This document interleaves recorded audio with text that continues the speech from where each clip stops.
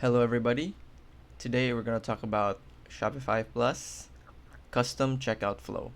So how it works. After a customer adds products to a cart, they can use Shopify checkout to enter their customer, shipping, and payment information before placing the order. To extend checkout, apps can use extensions. For example, apps can use extensions to offer a customer free shipping or other discounts, depending on the contents of their cart. To install apps on their store, merchants can use Shopify Admin. There, they can use the checkout editor to place a block of a checkout UI extension in the checkout experience. So this is the checkout flow.